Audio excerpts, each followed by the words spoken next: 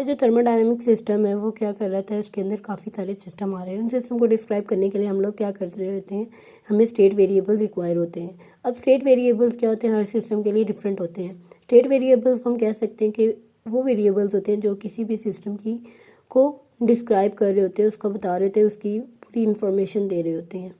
अब हमारे पास different type हम लोग यहाँ पे लेते हैं डिफरेंट टाइप ऑफ सिस्टम। एक तो हम होमोजेनियस गैस ले रहे हैं। अब उस होमोजेनियस सिस्टम को डिस्क्राइब करने के लिए हमें जो स्टेट वेरिएबल्स चाहिए होंगे वो क्या होंगे, प्रेशर, वॉल्यूम और टेम्परेचर होंगे। इसी तरह हमारे पास एक होमोजेनियस सॉलिड है, उसको डिस्क्राइब करने के लिए हमें टेम्परेचर, वॉल्यूम और प्रेशर इन डिफरेंट डायरेक्शन चाहिए होगा। अब क्या प्रेशर इन डिफरेंट डायरेक्शन के क्या मुराद है कि अगर आपके पास ये एक सॉलिड है तो अब क्या होगा, इसके राइट साइड पे भी एक एटमॉस्फेरिक प्रेशर लग रहा है, लेफ्ट साइड से भी एटमॉस्फेरिक प्रेशर लग रहा है। तो अब नीचे से आप देखेंगे उसका जो डाउन प्रेशर है वो हमेशा क्या होगा, ज़्यादा होगा, जिसकी वजह से क्या होगा कि हमारी जो सॉलिड है वो नीचे की तरफ मूव करता है। तो हम इस वजह से इसके लिए इम्पॉर्टेंट होता है कि हम लोग जो प्रेशर है, इस सिस्टम को डिस्क्राइब करने के लिए प्रेशर जो है डिफरेंट डायरेक्शन में लें।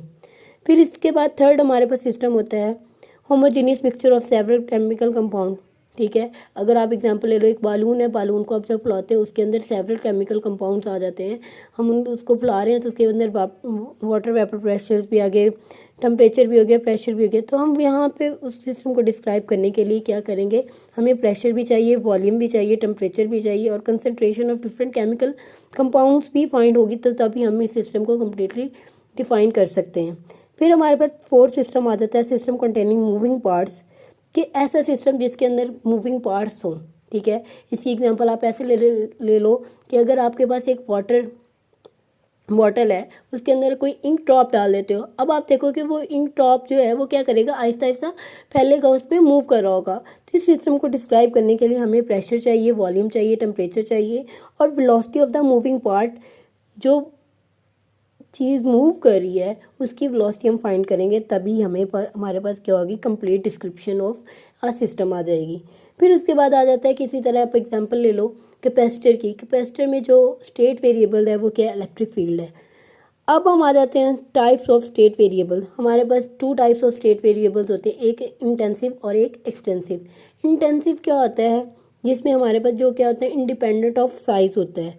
ठीक है, आप इसकी एग्जांपल ऐसे ले सकते हो कि अगर आपके पास दो वाटर बॉटल्स हैं, उनमें क्या कर रहे हो, आपने दोनों, एक में पानी है और एक में पानी नहीं है, आप क्या करते हो, उन दोनों को पानी, जो एक पानी की बोतल से दूसरी पानी की बोतल में पानी डाल देते हो। जब वो पानी आप डालोगे, आप देखोगे उसमें क्या होगा, टेम्परेचर हमारा सेम रहेगा। जो एक बोतल में पानी का टेम्परेचर था, दूसरी बोतल में भी वही पानी का टेम्परेचर रहेगा। डेंसिटी भी हमारी सेम होगी क्योंकि हमारे पास डेंसिटी क्या है, मास पर वॉल्यूम है। ठीक है, लेकिन हमारा चेंज क्या हो रहा है कि जब हम लोगों ने पानी दूसरी बोतल में शिफ्ट किया तो दोनों बोतल का जो वॉल्यूम है, मतलब पानी का जो वॉल्यूम है वो क्या हो गया, चेंज हो गया है। तो हम लोग कह सकते हैं कि हमारे पास क्या हो रहा है कि यहाँ पे जो चेंज आ रहा है वो क्या है, इंटेंसिव है, एक्सटेंसिव है। तो अच्छा, तो क्या हमारे पास चेंज हुआ, एक तो हमारे पास वॉल्यूम चेंज होगा, नंबर ऑफ मोल्स भी हमारे पास चेंज होंगे, लेकिन हमारे पास क्या है, टेम्परेचर तो सेम रह रहा है। पानी को अगर एक बर्तन से दूसरी बर्तन में आप शिफ्ट करते हो, उसका टेम्परेचर सेम रहता है, लेकिन चेंज कहाँ आ रहा होता है, वॉल्यूम चेंज हो रहा होता है, उसके नंबर ऑफ मोल्स चेंज हो रहे होते हैं। तो हम कह सकते हैं कि हमारे पास जो इंडिपेंडेंट ऑफ साइज है वो क्या है, टेम्परेचर है, और उसकी डेंसिटी है, डेंसिटी उसकी सेम रहेगी, लेकिन जो चीज़ चेंज हो रही है उसको हम कह देते हैं ये क्या है, वॉल्यूम है। ठीक है, वॉल्यूम और नंबर ऑफ मोल्स हैं। तो हम कह सकते हैं कि जो इंटेंसिव होती है वो क्या होती है, इंडिपेंडेंट ऑफ साइज होती है, और जो एक्सटेंसिव है वो क्या है, प्रोपोर्शनल टू सिस्टम साइज है, जितना साइज होगा उसके साथ चेंज होगी। फिर उसके बाद हम प्रॉपर्टीज़ की बात करते हैं। प्रॉपर्टीज़ हमारे पास क्या है कि अगर हमारे पास एफ एंड जी जो है वो इंटेंसिव है, तो देन जो प्रोडक्ट ऑफ एफ एंड जी होगा और क्वोशंट होगा और डिफरेंशियल होगा और इनकी एडिशन होगी, वो क्या होगा, इंटेंसिव होगा। लेकिन एफ माइनस जी वो एक्सटेंसिव भी हो सकता है और इंटेंसिव भी हो सकता है। और इसी तरह अगर capital F and capital G जो हमारे पास एक्सटेंसिव हैं, तो देन एफ प्लस जी जो है हमारे पास वो एक्सटेंसिव होगा।